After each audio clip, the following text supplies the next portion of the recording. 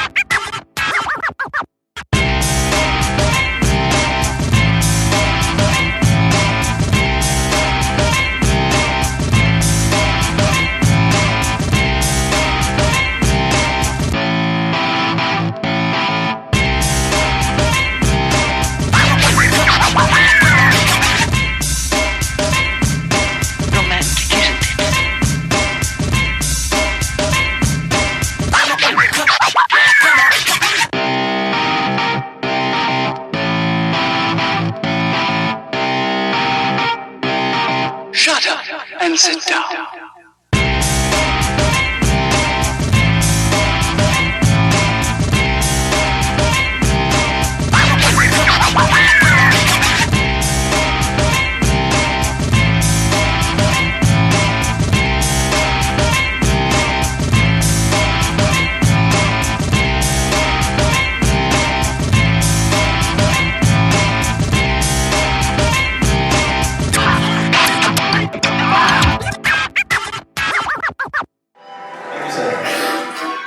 அனைத்து தொழில்நுட்ப நண்பர்களுக்கு வணக்கம். நான் செகண்ட் டைம் ஸ்பான்சர் பண்றேன். ஜஸ்ட் நம்ம எல்லாரோடையும் சுப்ரீம் குவாலிட்டி தான் கொடுக்குறோம். இப்போ சாஃப்ட்வேர் எடுத்துட்டீங்கன்னா பியூரோலைட் SSD 60 அந்த ரெசின் தான் போடுறோம். அந்த ரெசின் போடும்போது அந்த ரெசினோட தன்மை என்னன்னா அந்த ரெசின் ஆட்டோமேட்டிக்கா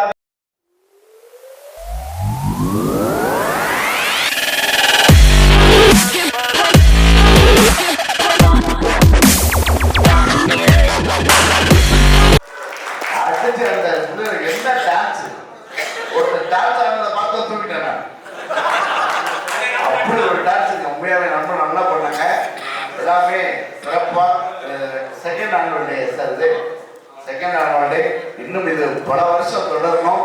ஏன்னா எல்லாம் உள்ள இறைவனை பிரார்த்தனை பண்ணிட்டு ரொம்ப அட்டகாசமா இந்த நல்ல வார்த்தை பேச மாட்டாங்க. சில பேர் பார்த்துருக்கீங்களா, கல்யாண மண்டபத்தில் உட்காந்து சாப்பிடும் போது அன்னைக்கு உட்காந்து சாப்பிட்டேன். கல்யாண மண்டபத்தில் பொங்கல்ல கல்லு இருக்கும்போது கல்யாண வீட்டில் வந்து சொல்றாங்க, ஏன்னா எல்லாம் பிடிச்ச பொங்கல் கொஞ்சம் வேகமா வந்தா கல்யாண வீட்டில் வந்து எவ்வளோ பேச இந்த கருமாந்திரம் பிடிச்ச ஆளாகும். மூணாவது வந்தாங்க, ஏன்னா கல்யாண வீட்டில் வந்து எவ்வளவு கருமாந்திரம் பேசுறீங்க, உங்களாம் சுடுகாட்டு போய்க்கலாம். அவன் கடைசியா ஒரு பெரிய மனுஷன் சொல்றாரு, வந்த மாதிரி சாப்பிட்டோமா மொய் வச்சுமான்னு போகல, யார் தாலி எடுத்தா நமக்கு என்ன வந்து தெய்வமே நல்லா கட்டுங்க. நீங்க எல்லாரும் அனுபவிச்ச ஒரு விஷயம் சொல்றேன். நம்ம கல்யாணத்துக்கு போகும்போது நமக்கு பின்னாடி ரோடு வந்து நிப்பாங்க பாத்தீங்களா, சாப்பிட்டு போனோமா பின்னாடி நிப்பாங்க. ஒரு கல்யாண மண்டபத்துல அன்னைக்கு திருவள்ளூர்ல சாப்பிட்டு பின்னாடி 2 பேர் நிற்கிறாங்க. இவர் தான் நம்ம பழனிசாமி. விஜய்லாம் வருவாரு, அதுக்கு இன்னொருத்தன் விஜய்லாம் வருவார் என்ற சோத்து சத்தம் மாதிரி முத பத்திர உட்காந்துங்க. அவன் அது அடுத்தது அப்படிலாம் பேசாத, சாம்பாரோட எந்திரிச்சுவாரு, ரசம் வாங்க என்ன மானம் கட்டோம்னா அப்புறம் அந்த அயோக்கிய பையெல்லாம் போயிட்டே இருக்காங்க சார், சாப்பிட விட மாட்டாங்க. அதுவும் மூலம் பார்த்தீங்கன்னா இந்த கல்யாணத்தில் சாப்பிடும்போது அவ்வளவு கல்யாண வீட்டில் நீங்கள் பேச போனாலே பயங்கர காமெடியாக இருக்கு. நம்ம ஏன் நின்று வச்சுக்கலேன், நம்மளை தள்ளிட்டே கொண்டு போய் அங்கே விட்டுருவாங்க. பாருங்களா, கல்யாண வீட்டில் பேசுறதுலாம் நம்ம பேசணும்னா அவங்க 4 விஷயம் பேசிக்கலாம். அதுவும் இந்த பேசுறதுல மிக முக்கியமான விஷயம், இந்த ஆண்கள் கூட அவளை புறவி பேச மாட்டாங்க. எடுத்தா 2 சண்டை வந்துடும். 4 பொம்பளைங்க சேர்ந்துச்சுன்னு வச்சுக்கலேன், 5வது பொம்பளை பற்றி தான் பேசும். அதுல ஒண்ணு எந்திரிச்சு போட்டுமே, இந்த போராட இவங்க அதை தெரியாதா அப்படின்னு அடுத்த அக்கா ஆரம்பிக்கும். அடுத்த அக்கா எந்திரிச்சு போவார், ஏன் சொல்லுங்க, அதுக்காக ஒண்ணுன்னா அது தெரியும். இது எல்லாமே பப்ளிக் பிளேஸ்ல நிறைய நடக்கும். முதலாளி எப்படி இருக்கணும் அப்படின்னு ரொம்ப நாளைக்கு முன்னாடி ஒரு ஜோக் எழுதினார். ஒரு முதலாளி எப்படி இருக்கணும், ஒரு தொழிலாளி எப்படி இருக்கணும், முதலாளி எப்படி பேசணும்னா தெளிவா பேசணும். நம்ம அவருக்கு வேலையா இருக்காரு, வாப்பா திருக்குழந்தைகள் இருக்கிற திருமூர்த்தி சுவாமிகள் திருவள்ளுவர் பேருந்து ஏறி திருவரங்க சென்று திருவரங்க பெருமாளின் திருமகளை தரித்து விட்டு திருத்துழா எடுத்து வருகிற திருக்குளத்தில் தவறி விழுந்தார். அவன் திருத்துன்னு பார்த்தான், புரியல. அவர் வேகமா சொன்னார், திருக்குளத்தில் திருமூர்த்தி சுவாமிகள் திருவள்ளுவர் பேருந்து திருவரங்க சென்று திருவரங்க பெருமாளின் திருமலை தரித்து விட்டு திருத்துழா எடுத்து வருகிற திருக்குளத்தில் தவறி விழுந்தார். அவன் கேட்டான், கும்பகோணத்தான் சாமி குட்டையில ஒன்றான்னு சொல்லுவான், அவ்வளவுதானே. அதுக்கே ராமாயணம் பேசுற முதலாளி இப்படி இருந்து இது ஒரு பிரச்சனை. வேலைக்காரிக்கு சரிங்களான பிரச்சனை. ஒருத்தர் சொன்னார், ஏன் ஒரு வேலைக்காரன் இருக்கான், அவனை மாதிரி முட்டாள் நான் பார்த்தே இல்லை. எப்படி சொல்றீங்க தம்பிக்கு, வாப்பா இந்தா 10 ரூபா நேர போ ஒரு கார் வாங்கிட்டு வாங்க. சரி சொல்லி போயிட்டான். இவனை எல்லாம் வச்சு நான் வேலை பண்றேன், இவனாவது பரவாயில்ல, ஏன்ட்ட ஒருத்தருக்காயா, தம்பி வாப்பா நேர வீட்டுக்கு போ, நான் இருக்கிறேன்னு பார்த்துட்டு வா. சரிக்கு சமைச்சு போயிட்டான். 2 பேரும் ஊட்டி பஸ் ஸ்டாண்ட்ல சந்திச்சுக்காங்க. முதல் வேலைக்காரங்கன்னா என் முதலாளி மாதிரி முட்டா போய் உலகத்தே கிடையாது. ஏன் அப்படி சொல்ற, ஏன் கேட்கிற, 10 ரூபா கொடுத்து கார் வாங்கிட்டு வர சொன்னானே, இன்னைக்கு ஞாயிற்றுக்கிழமை கடை லீவுன்னு தெரிய வேண்டாம். அதுக்கு இன்னொருத்தர் வேலைக்காரன் தான், உன் முதலாளியா பரவாயில்ல, இங்கேயும் போன் வச்சிருக்கான், முதலாளி அங்கேயும் போன் வச்சிருக்கான். அவன் போன் பண்ணி ஒரு நான் இருக்கேன்னா இப்படியான்னு கேட்டா சொல்ல போறாங்க. அதுக்கு இந்த வியாபாரம் வெயில என்ன அனுப்புறாங்க.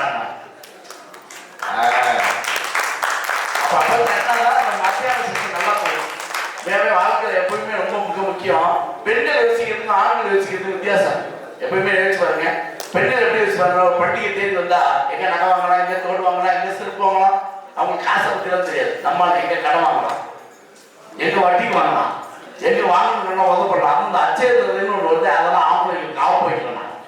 அன்னைக்கு நான் பொட்டாட்டி தியாட்டி தங்கவாடி கூட்டு போயிருக்கேன். என் ஒய்ஃப் சொல்றேன், என் முதல் பொண்ணுக்கு 3 பவுன் எடுக்கலான்னு இருக்கேன், எனக்கு 2 பவுன் எடுக்கலாம், நீங்க என்ன எடுக்கலாம்னீங்களா, தெருவுல பிச்சை எடுக்கலான்னு இருக்கிற காசு அவளே எடுத்துட்டான்னா. மேல சொல்றது, கொரோனா காலத்துல போன் இருக்குல்ல, இந்த போன்ல ரிங்டோன்லாம் பயங்கரமா வச்சிருந்தாங்க. சரி யார்கிட்ட பேசலாம் ரொம்ப ஆர்வலா இருக்கு, ஒரு ஃப்ரெண்டுக்கு போன் பண்ணேன். அழகான ஒரு ரிங்டோன் வச்சிருந்தான் சார். உண்மையாவே சொல்றேன், ஏன்னா எல்லாருக்குமே பயம், உயிர் பயம், என்ன நடக்கும்னே தெரியல. போன போட்டா அவன் உசுரே போகுது உதச்சு என்னைக்கு சுருக்கே இல்லை. இது ரிங்டோன் என்ன ஆறுதலுக்கு பேசுறான்னா உசுறு போது வச்சுக்கான் சார். சரி அடுத்தது இன்னொருத்தருக்கு போட போட்டேன், பாண்டிச்சேரியில பரந்தாமன் ஒருத்தன், அவன் வச்சுருந்தான் அவன் ரிங்டோன். ஐயோ என் உசுருக்குள்ள தீய வச்சான், ஐயோ என் மனசுக்குள்ள நோய தச்சான், ஐயோ. அதுக்கு இவனே பரவாயில்ல. அடுத்த வீட்டுல 6 மணி ஒருத்தர் அவர் ரிங்டோன் வச்சிருந்தார், அற்புதமான ரிங்டோன் சார். என் கதை முடியும் நேரம் இது, நம்ம கதை முடிச்சுருவாங்க. வாழ்க்கையில எங்கேயாவது தன்னம்பிக்கையே நீங்க கேட்க போனீங்கன்னு வச்சுங்களேன், அதுக்கு மேல சில ஒய்ஃப் வந்து பயங்கரமான வித்தியாசமான ஆளா இருக்கும். ஆண்களுக்கெல்லாம் பிடிச்ச ஒரு நல்ல வார்த்தை தெரியுமா, நான் அம்மா வீட்டுக்கு போயிட்டு வரேன்னா சந்தோஷப்படுறீங்களா, சந்தோஷப்படுறீங்களா? நான் அம்மா வீட்டுக்கு போயிட்டு வரேன்னு ஒய்ஃப் சொன்னா, பொண்டாட்டி பொண்டாட்டி ஊருக்கு போயிட்டா உடனே சந்தோஷப்பட மாட்டார். மச்சானுக்கு போன் பண்ணி கேட்பார், வந்துட்டாளா, இந்த ஒருவேளை பாதியில திரும்பிட்டான்னா நம்ம வாழ்க்கை பிரச்சனை.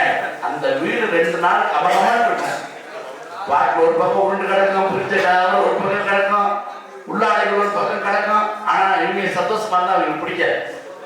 ஒரு போன் வரும், நாளைக்கு வந்துருக்கு, அடிச்சு புடிச்சு கிளீன் பண்ணிருக்காங்க, எல்லாத்தையும் கிளீன் பண்ணிட்டு கரெக்டா கிளீன் பண்ணிட்டான் சார். ஆனா அவன் ஒய்ஃப் வந்து கிச்சனுக்குள்ள போச்சு, சட்டையை பிடிச்சிச்சு. நீ சிகரெட் பிடிச்சதானே, நான் இல்லாதப்ப நம்ம வீட்டுல சிகரெட் பிடிச்சதானே, இவனுக்கு தெரியல எப்படி பிடிச்சால, ஒரு சிகரெட் துண்டு கூட போடுகிறானே, எப்படி பிடிச்சா இல்லையா, சரி ஒத்துக்குவோம், எப்படின்னு அப்புறமா தெரிஞ்சுக்கலாம் அப்படின்ட்டு நான் என்னப்பா 8 தடவை தான் அப்படின்னு இருக்கான். 5 தடவை பிடிச்சிருக்கேன். எப்படி சொல்ற, தீப்பெட்டியில 96 குச்சி எண்ணி வச்சுட்டு போனேன், 91 குச்சி தான் இருக்கு. தீப்பெட்டியை கூட எண்ணி வச்சு போதுன்னா அந்த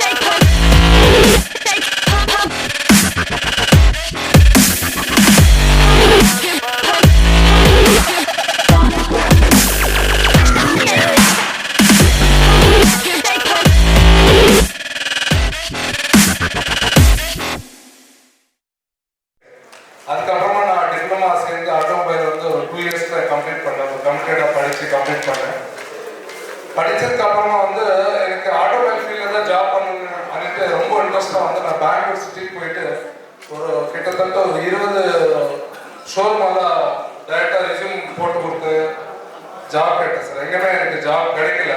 அப்புறமா ஒரே ஒரு சர்வீசிங் சென்டரில் மட்டும் கார் வாஷிங் ஜாப் ஸ்டார்டிங் இங்கே அப்படிதான் போட்டிருக்காரு. நீங்கள் வந்து படிப்பு தேவையில்லை, but you can wash the cars சொல்லிட்டு எனக்கு கொடுத்தாரு. நான் கூட என்ன பார்த்தேன்னா நோ ஒர்க் இஸ் ஸ்மால், என்ன ஒர்க் பண்ணாலும் நம்ம ஃபீல்டில் தான் பண்ண போகிறோம். நான் அந்த ஜாப் வந்து அக்செப்ட் பண்ணேன். ஒரு 400 ரூபாய்க்கு ஸ்டார்ட் ஆனது தான் என்னோட கெரியர் ஃபஸ்ட்டு.